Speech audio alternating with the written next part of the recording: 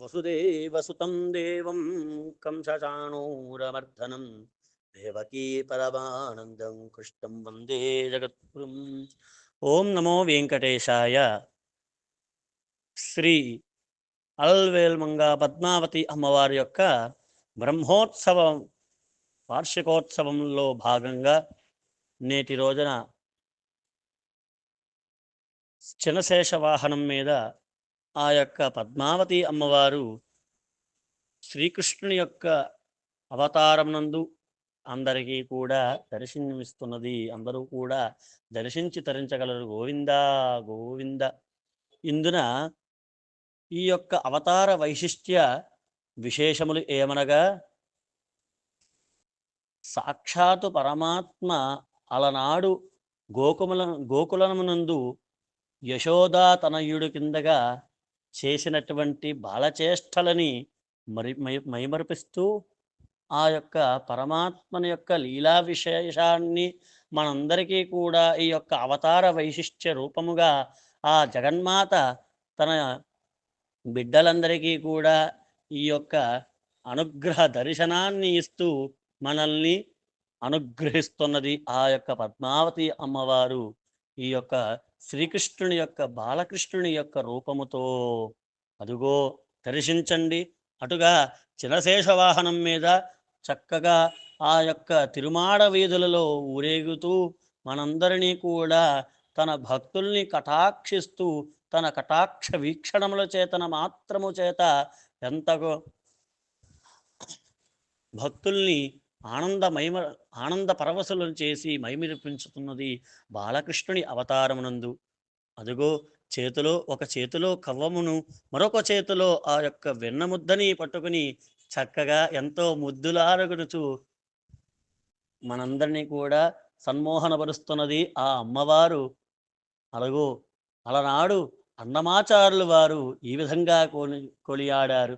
ముద్దుగా రే యశోద ముంగిట ముత్యము వీడు దిద్ధరాణి మహిమల దేవకీ సూతుడు అంటూ ఎంతో మైమర్పించేటువంటి ఆ యొక్క సంకీర్తని ఆలాపన చేశారు ఆ యొక్క అన్నమాచార్యుల వారు.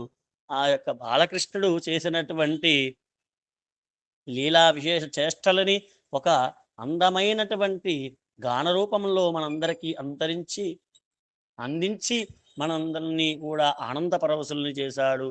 చక్కగా అలనాడు బాలకృష్ణుడి చేష్టలని అమ్మవారు తన అయ్యవారు చేసినటువంటి లీలా విశేష వినోదాలని మనందరికీ కూడా అవతార రూపంగా అందిస్తూ మనందరినీ కూడా అనుగ్రహిస్తున్నది. అదుగో దర్శించండి.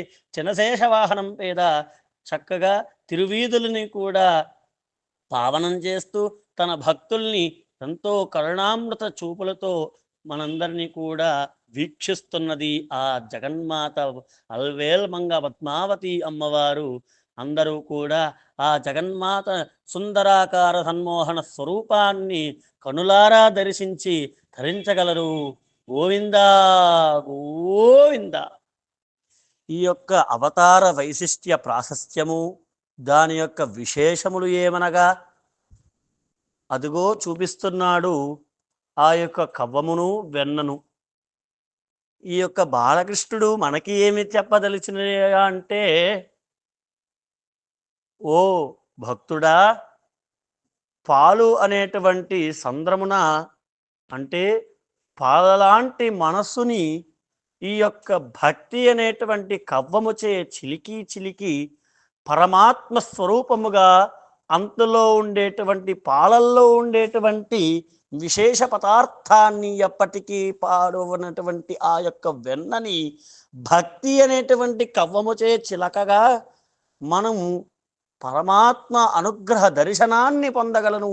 ఇదిగో నీవు నన్ను ఈ విధముగా దర్శించవచ్చు అని చెప్పి ఆ యొక్క అంతరార్థంగా పరమాత్మ మనల్ని అనుగ్రహిస్తూ ఈ యొక్క అవతారాన్ని మనకి అనుగ్రహిస్తూ ఉన్నది ఆ యొక్క అలవేల్మంగ పద్మావతి అమ్మవారు.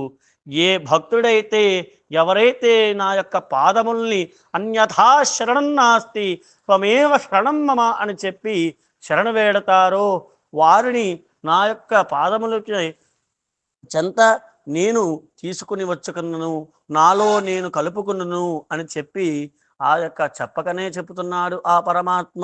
మనందరం కూడా ఆ విశేషార్థాల్ని ఈ యొక్క అవతార రూపంగా ప్రతీకగా తీసుకుని అందరం కూడా తరిద్దాం. గోవింద గోవింద.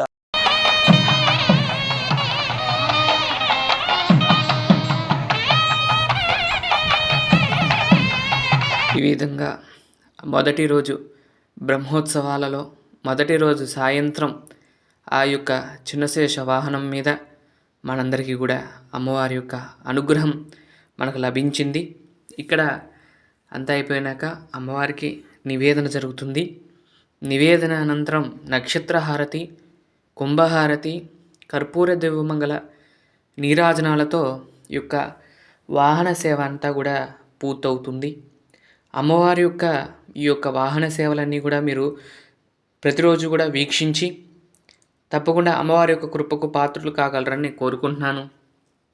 అలాగే రేపు సాయంత్రం అమ్మవారి యొక్క పెద్ద శేష వాహనం మీద మనందరికీ కూడా దర్శనాన్ని కలిగించబోతుంది. ఇంత బాగా అలంకారం చేస్తానని నేను కూడా అనుకోలేదండి.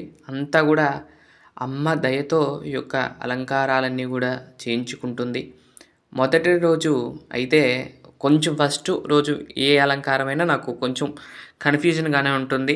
తర్వాత అలంకారాలన్నీ కూడా చాలా బాగా నీట్గా వస్తాయి. ఎప్పుడు అంతేనండి. ఇప్పుడే కాదు, నేను అంతకుముందు అమ్మవారి యొక్క సేవలు నిర్వర్తించినా లేదంటే దసరా శరన్నవరాత్రులు చేసినా కూడా ఫస్ట్ రోజు అలంకారం కొంచెం గజిబిజిగానే ఉంటుంది. తర్వాత రోజు నుండి కూడా నాకు కొంచెం ఈజీగా ఉంటుంది. అలంకారాలు కూడా తొందరగా అయిపోతాయి. ఎందుకంటే అప్పటి నుండి తర్వాత రోజు నుండి కూడా మనకు అలవాటు అయిపోతుంది కాబట్టి ఎలా తయారు చేయాలి ఏంటి అనేది ఐడియా వచ్చేస్తుంది కాబట్టి మనకి అలా కంటిన్యూ అయిపోతుంది. అలా నీట్గా వస్తూ ఉంటాయి. ఇక్కడ స్వామివారిని రూపంలో అమ్మవారి యొక్క దర్శనాన్ని చేసుకోండి.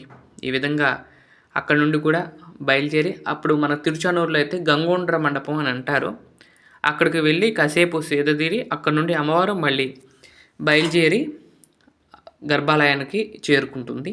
అలాగే మన శాంతి నిలయంలో కూడా అమ్మవారికి విశేషమైన ఊంజల సేవ జరిగే ప్రాంతంలో అక్కడ గంగోండ్ర మండపంగా ఏర్పాటు చేసి అక్కడ అమ్మవారికి అన్నీ కూడా సమర్పించి షోడశోపచార పూజలన్నీ కూడా సమర్పించి అమ్మవారి యొక్క అక్కడ శాంతిమొరను నిర్వర్తించి అక్కడ నుండి కాసేపు సేదరిన తర్వాత అక్కడ నుండి బయలుదేరి అమ్మవారు ఈ విధంగా వాహన మండపానికి చేరుకునే ముందు వాహన సేవ పూర్తవుతుంది ఇక్కడతో.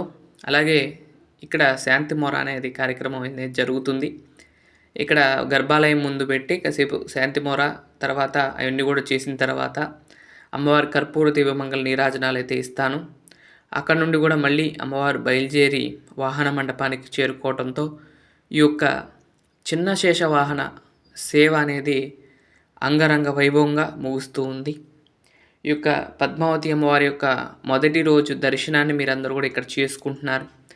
ఆ అమ్మవారి యొక్క ఆశీస్సులు మీ మీద ఎల్లప్పుడూ ఉండాలని నేను మనస్ఫూర్తిగా కోరుకుంటూ మొదటి రోజు జరిగిన చిన్న శేష వాహన సేవను ఇప్పుడు దాకా వీక్షించారు. ఆ అమ్మవారి యొక్క ఆశీస్సులు మీరందరూ కూడా పొందండి. ఇక్కడతో వాహన సేవ వాహన మండపానికి చేరుకోవడంతో తర్వాత కర్పూర దివ్యమంగళ నీరాజనాలతో వేదన పారాయణాల మధ్య ఈ యొక్క చిన్న శేష వాహన సేవ పూర్తయిందండి. ఇదండి ఈరోజు వీడియో.